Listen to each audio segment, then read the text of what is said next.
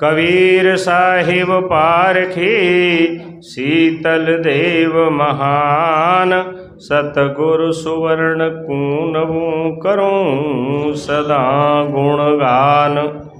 प्रिय बंधु,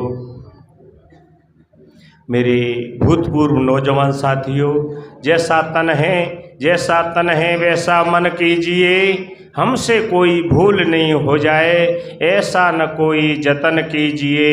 अब ये उम्र है भजन की, भजन कीजिए, अब ये उम्र है भजन की, भजन कीजिए।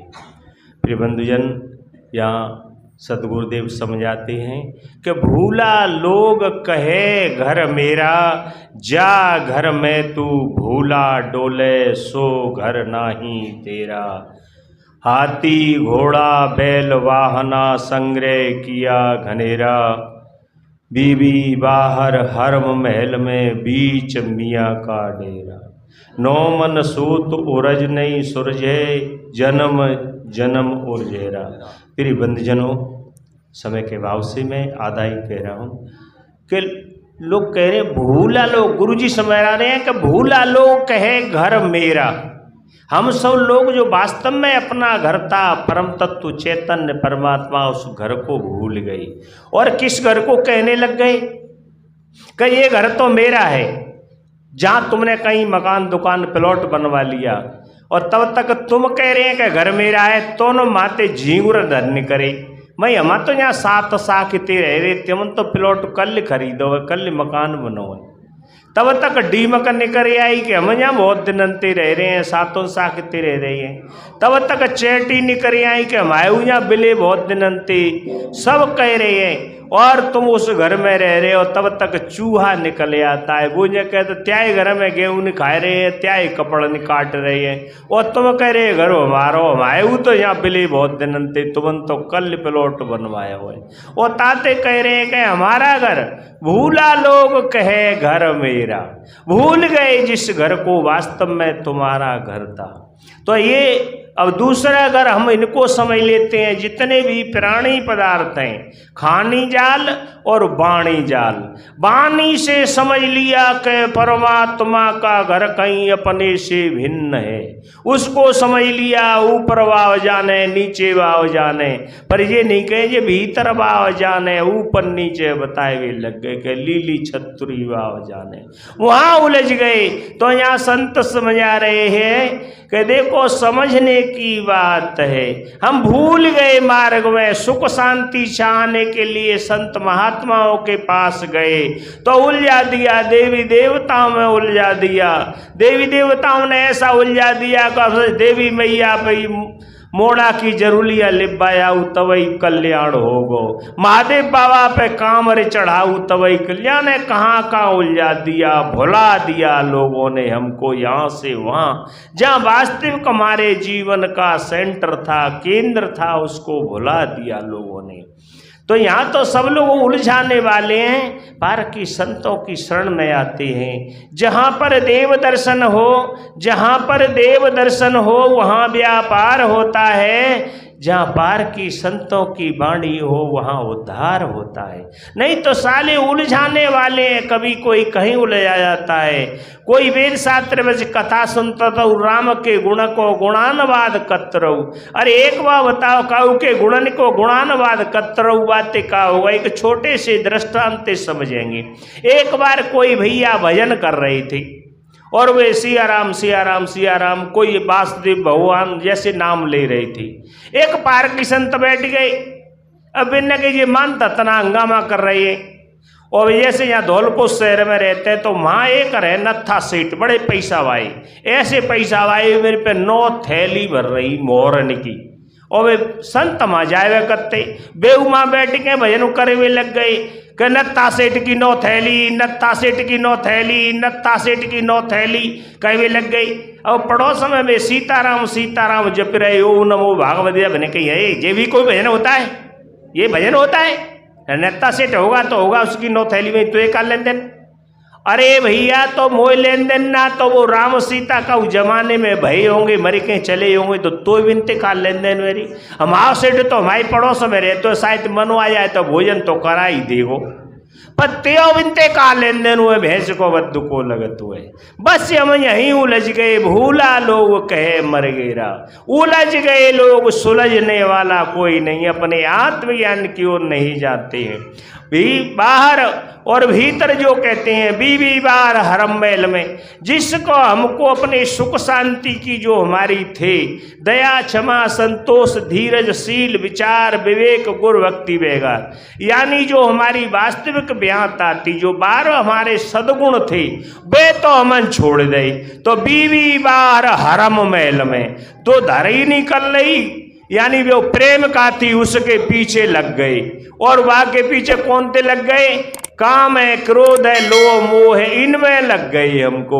वो इनके ही पीछे सारी जिंदगी गुजार दी। तो बताओ, बीवी बाहर हरम महल में, जो वास्तव में जो बीवी थी हमारी घरवाली खास थी, उसको तो हमने छोड़ दिया और वो प्रेम का के पीछे लग गए।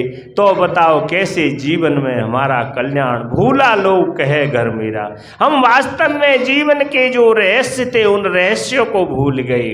चाहे वो रामायण हो, गीता हो, महाभारत, आत्म कल्याण से देखो उत्तरकांड 2 नंबर 117 के बाद दूसरा का है, आत्म अनुभव सुख सुप्रकाशा तब ब्रह्म मूल भेद भव नासा।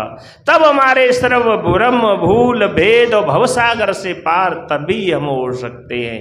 न कि ये कहते हैं रामायण के लोग, रामायणवादी, मैंने कहीं जे रामायण में जाती है तो कह देते हैं कि कल युग केवल नाम आधारा, सुमिर सुमिर नर उतर ही पारा। एक बात तो भैया रामायण में चौपाई इतना मन तो को मिली ना, वो तो जब रही थे पनी बनी बनाई चौपाई नहीं कहते, पर उसे क्यों नहीं कहते? सोचिए विप्रशील गुणहीना। अरे जब कोई भी हो सोचने योग्य है, अपने उस कर्तव्य को करे, जीवन के कल्याण पथ को करे, उसको तो नहीं कर रही है और इधर उधर अब अपने भूल गए लोग को। और वास्तव में यहाँ से चलते हैं तो इस शरीर को अपना मानने लग गई। ये शरीर को कहने लगे भैया शरीर तो मेरा है। एक बुजुर्ग एक दिन कह रहे थे, अब क्या बताएं, हमारी तो मोड़ी मोड़ू ना कहो ही मानता गे और घरवायु ना मानते, उल्टी सूदी कह रहे थे। मैंने कि बाबा एक बात बता, तुमने मुँह लगाते मल्ला इसी करी कि हाँ खूब खाओ पियो अपनी जवानी में, तो त्याओ शरीर कहो मानी ना रहो तो गामबाई पे हुक्म काहे को चलावते। अरे तुम्हारी आँख कमजोर पड़ गई, कान कमजोर पड़ गई, घोटुन में दर्द हुए रहे, जे ही ना मान लो ताकि खूब खुशामद करी। तो भूला लोग कहेंगे, भूल गए हम उस बात को, शक्ति को, और उन पे कब्जा कर वे डोल रहे पर अपनी शक्ति को भूल गए। हनुमान जी के लिए भी तो जामवंत ने याद दिलाया था। संत लोग आपको भी याद दिलाते हैं कि आप अपने घर को भूल जाइए मत। जो परम तत्व आपके चैतन्य रमैया राम है, घट घट का वासी, अस प्रभु हृदय अछत अविकारी, और सकल जीव जग दीन दुखारी। इसलिए हम सब दुखी है। गीता के 5वें अध्याय के 22वें श्लोक पढ़िए, दृष्टानुमंता वक्ता भोक्ता परम चाविति माँ परमेश्वरा। यानी जो देखने वाला, सुनने वाला, भोगने वाला तेरे अंदर ही तो है। जो है सबका जानन हारा, वो ही सबका तारन हारा। मगर हम कहाँ उलझ जाते हैं? इस शरीर में उलझ जाते हैं कि देह द्वार से जगत ज्ञान है और जगत ज्ञान है दुखदाई। देह संबंध तवई छूटे तब सकल वासना जर जाई। इस शरीर से ही तो हमारे सारे दुनिया के संबंध बने हुए हैं। जो प्राणी पदार्थों को कहते हैं, घर मकान दुकान, जो गाड़ी घोड़ा हमारे बने, कोठी बंगला कारें, वो कब तक है? जब तक एक शरीर है, शरीर तक ही रिश्ते नाते हैं हमारे। और ये कल का दिन बीच में मेरे मित्रों, परसों शरीर छूटने वाला है। तो सारे रिश्ते नाते धन संपत्ति भी सब धरी की धरी रह जाएगी। तो हम यहाँ भूल जाते हैं, जिन पुत्रों के लिए हम बेईमानी करते हैं, उस पुत्र की भी क्या हालत है आप समझ लें। बड़े से बड़ा दुश्मन हो, मरे पीछे तुम में लठ ना दे सकत हो, और जाओ तो 5 कंडा धरे आवेगो, ओ भैया गलती है गई, हम तुम जिए तरह लड़ गए, भूल बस माफी मांग लेगो। ओ मोड़ा तो लौट लौटेंगे टेटेरी के 3 लट खो परे में देगो, मरे बराई में आग टेके देगो, ताई मोड़ा को बेईमानी पे बराबरी है। अब बताओ कैसे हम समझ में आ जाए? अरे भैया संतान है अच्छी बात है, पर किसी की धन संपत्ति को ऐसे न करो कि हमारे कर्म बंधन हमारे साथ चले जाएं। हमारा कर्म करेंगे वो हमारे साथ जाएगा। न धर्म की बात है। यदि किसी भी धर्म में आप किसी भी संप्रदाय में रहते, इसका कोई हिसाब लेने वाला नहीं है, पर आप कर्म करेंगे उसका हिसाब जरूर आपको चुकाना पड़ेगा।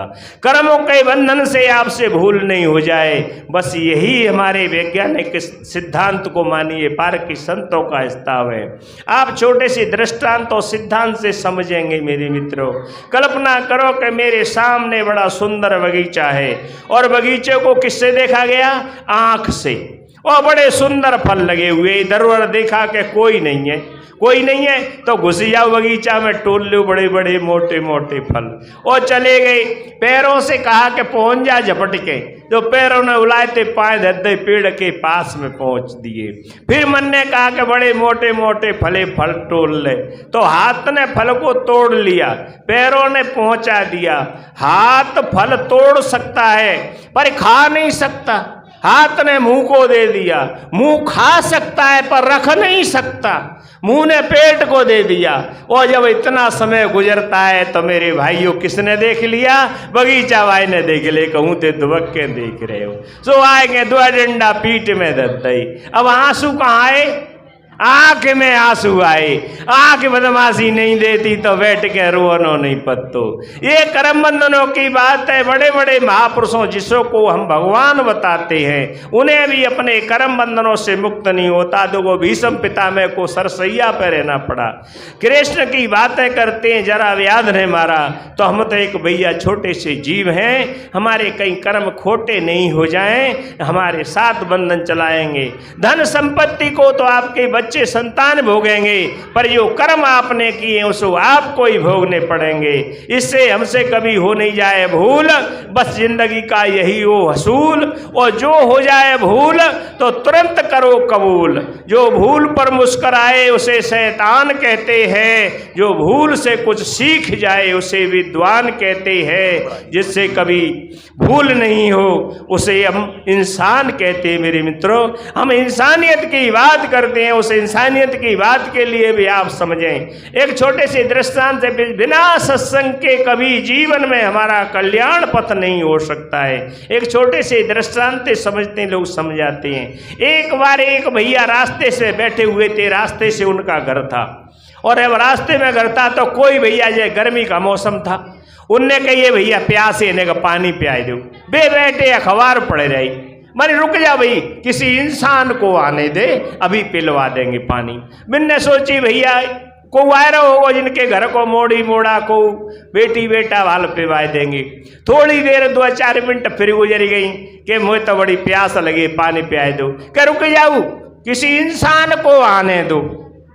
अब वो बेचारे फिर चुप रह गए, वक्रे का बैठे रहे, प्यास के माइंड तो नहीं आ रहे। 2-4 मिनट फिर बीती, फिर मैंने कही भैया पानी प्यास लगी है, क्या किसी इंसान को आने दो।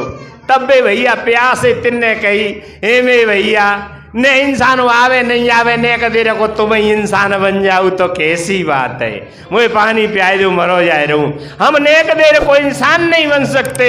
तो कबीर साहब का ऐसा बड़ा सिद्धांत है कि कबीर साहब का एक ही नारा, और सब में होवे भाईचारा। कबीर साहब की क्या पहचान, मानव मानव एक समान, जाति वर्ण कुल धर्म की बातें होती है, ये पाखंड और ढोंग की बात होती है। मेरे मित्रों, को भी विचारे हम भूल जाते हैं, जाति वर्ण में भूल जाते हैं, संप्रदाय में भूल जाते हैं। तो धर्मन हिंदू बौद्ध है, धर्मन मुस्लिम जैन, जो जाकू धारण करे सो पावे सुख चौन। आप जो कहते हैं हिंदू धर्म से कल्याण होता है, मुसलमान धर्म से, ये सब संप्रदाय हैं। धर्मन दूसर सत्य समाना, जो सत्य में टिक गया मेरे मित्रों, वो कभी जीवन में सारे कल्याण पथों को जा सकता है। तो हम धर्म की ओर नहीं चलते, हम कल्पना करके उधर उधर भग जाते हैं। तो हमारे धर्म की बात है, वो धर्म जब हमारे अंदर प्रकट होता है मेरे मित्रों, कि पढ़ते पढ़ते जगमुआ पंडित हुआ न कोई, 2.5 अक्षर प्रेम का पढ़े सो पंडित होय। 2.5 अक्षर प्रेम का पढ़ने की बात है, गीता शास्त्र पुराणों की बात नहीं है। जो व्यक्ति अपने धर्म में जीना शुरू कर देता है, प्रेम में जीना शुरू कर देता है, जब उसके अंदर प्रेम होगा तो प्रेम मेरे मित्रों कितने अक्षर हैं? 2.5 अक्षर। और प्रेम का पाठ पढ़ लिया तो सारी दुनिया प्रेम की बुझ जाती है। रामायण भी इसी बात को कहता है कि सिया राम में सब जग जानी। अरे जब सब में ही परमात्मा है तो रामायण पढ़ते हैं तो राम ही ते लड़ते हैं, तो फिर रामायण काहे को पढ़ते हैं? रामायण पढ़ लिया सिया राम में हो गई तो राम से लड़ाई नहीं होनी चाहिए। तो ऐसा प्रेम में जीवन हो जाएगा संतों जी की, तो फिर वो प्रेम में 2.5 अक्षर हो गया। और जो प्रेम जिसके अंदर पैदा हो जाता है वो व्यक्ति धार्मिक हो जाता है, धर्म में जीना शुरू कर देता है। तो धर्म में भी 2.5 अक्षर हो गई। अब धर्म में भैया 2.5 अक्षर हो गई, वो धर्म में धार्मिक व्यक्ति हो गया। और जब वो धर्म में जिएगा तो आप मेरे मित्रों समझ लें उसके अंदर से सत्य प्रकट हो जाएगा। सत्य सबके अंदर होता है, पर सत्य अंदर से प्रकट हो गया और प्रकट होते या सत्य में जीना शुरू कर दिया। और जब सत्य में जिएगा तो मेरे मित्रों फिर उसके अंदर शांति अपने आप आ जाएगी। तो सत्य में भी 2.5 अक्षर है और शांति में भी 2.5 अक्षर है। पढ़ते पढ़ते जगमुआ पंडित हुआ न कोई, और 2.5 अक्षर प्रेम का पढ़े सु पंडित होय। प्रेम की बस यही परिभाषा है, यही से जीने की शुरू। हमारे अंदर प्रेम नहीं है, राग और द्वेष है। जितना गहरा द्वेष है उतना गहरा द्वेष, जितना गहरा द्वेष है उतना होए कलेश। मेरे मित्रों इन सब से ऊपर उठ करके संतों की बाणी को सुने। एक शब्द गुरुदेव का ताका अनंत विचार था कि मुनिजन पंडिता को न पावे पार। हे मेरे मित्रों मेरे भाइयों, हम जहाँ से जो एक शब्द गुरु जी का लग गया तो वहीं से हमारे कल्याण पथ पे जीना शुरू कर देते हैं।